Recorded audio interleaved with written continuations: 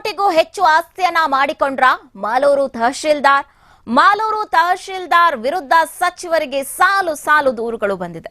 ಕೋಲಾರ ಜಿಲ್ಲೆಯ ಮಾಲೂರು ತಹಶೀಲ್ದಾರ್ ರಮೇಶ್ 100 ಕೋಟಿಗೂ ಹೆಚ್ಚು ಆಸ್ತಿಯನ್ನ ಮಾಡಿಕೊಂಡಿದ್ದಾರೆ ಅನ್ನುವಂಥದ್ದು ಕೇಳಿ ಬರ್ತಾ ಇದೆ. 2 ವರ್ಷದಿಂದ ಮಾಲೂರಿನಲ್ಲೇ ಠಿಕಾಣಿ ಹೂಡಿದ್ದಾರೆ ರಮೇಶ್. ಹಿಂದೆ ಹೊಸಕೋಟೆಯಲ್ಲಿದ್ದಾಗಲೂ ಕೂಡ ರಮೇಶ್ ವಿರುದ್ಧ ಭ್ರಷ್ಟಾಚಾರದ ಆರೋಪ ಕೇಳಿ ಬಂದಿತ್ತು. ಯಲಹಂಕ, ರಾಮನಗರ ಕಡೆಗಳಲ್ಲಿ ಕೋಟಿ ಕೋಟಿ ಆಸ್ತಿ ಮಾಡಿರುವಂತಹ ಆರೋಪ ಕೂಡ ಇದೀಗ ಇವ್ರ ಮೇಲಿದೆ. ಒಂದೊಂದು ಫೈಲ್ಗೂ ಕೂಡ ಮಿನಿಮಮ್ 2 ಲಕ್ಷ ಕೇಳ್ತಾರಂತೆ ರಮೇಶ್. ಅಷ್ಟೇ ಅಲ್ಲದೆ ಬಡವರ ಫೈಲ್ ಅನ್ನ ಕಣ್ಣೆತ್ತಿಯೂ ನೋಡಲ್ಲ ಅಂತಾರೆ.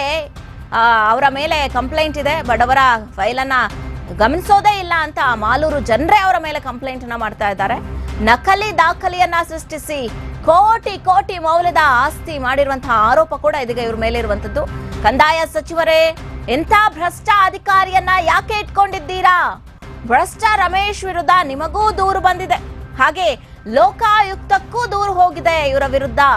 ಸರ್ಕಾರದ ಬಗರ್ ಹುಕುಂ ಕೆಲಸವನ್ನೇ ಮಾಡದ ಅಧಿಕಾರಿ ಇನ್ನೂ ಇರ್ಬೇಕಾ? ನೀವು ಹೇಳಿದ ಕೆಲಸವನ್ನೇ ಮಾಡದ ಅಧಿಕಾರಿ ಇಲಾಖೆಯಲ್ಲಿ ಇರ್ಬೇಕಾ? ಕೆಲಸವನ್ನ ಮಾಡ್ಬೇಕಾ? ಸಚಿವ ಕೃಷ್ಣೇ ಭೈರಗೌಡ್ರೆ, ನೀವು ಬೆಂಡೆತ್ತಿ ಬೆವರಿಳಿಸಿದ್ರೆ ಸಾಕ? ಮೊದಲು ರಮೇಶ್ ಅವರನ್ನ ಸಸ್ಪೆಂಡ್ ಮಾಡಿ ಕ್ರಿಮಿನಲ್ ಕೇಸನ್ನ ಹಾಕಿ ಜೈಲಿಗೆ ಕಳುಹಿಸಿ. ಎಂತ ಭ್ರಷ್ಟ ಅಧಿಕಾರಿಗಳು! 100 ಕೋಟಿಗೂ ಹೆಚ್ಚು ಆಸ್ತಿಯನ್ನ ಮಾಡಿಕೊಂಡಿದ್ದಾರೆ ಮಾಲೂರು ತಹಶೀಲ್ದಾರ್ ಅನ್ನುವಂತ ಮಾಹಿತಿ ಲಭ್ಯವಾಗ್ತಾ ಇದೆ. ಮಾಲೂರು ತಹಶೀಲ್ದಾರ್ ವಿರುದ್ಧ ಸಚಿವರಿಗೂ ಕೂಡ ಸಾಲು ಸಾಲು ದೂರುಗಳು ಬಂದಿದೆ. ಏನ್ ಪ್ರೋಗ್ರೆಸ್ ಮಾಡಿದ್ದೀರಿ? ನೀವು ರೆವಿನ್ಯೂ ಡಿಪಾರ್ಟ್ಮೆಂಟ್ ಅಲ್ಲಿ ಕೆಲಸ ಮಾಡ್ತಾ ಇದ್ದೀರಾ? ಯಾರು ಮಾಡ್ತಾ ಇದ್ದೀರಾ ನೀವು? Who is the head of your department? 3ನೇ ಬಾರಿ ಇದು ನಿಮ್ಮ ಹತ್ರ ಮಾತಾಡ್ತಾ ಇರೋದು ನಾನು. ಏನ್ ಪ್ರೋಗ್ರೆಸ್ ಮಾಡಿದ್ದೀರಿ?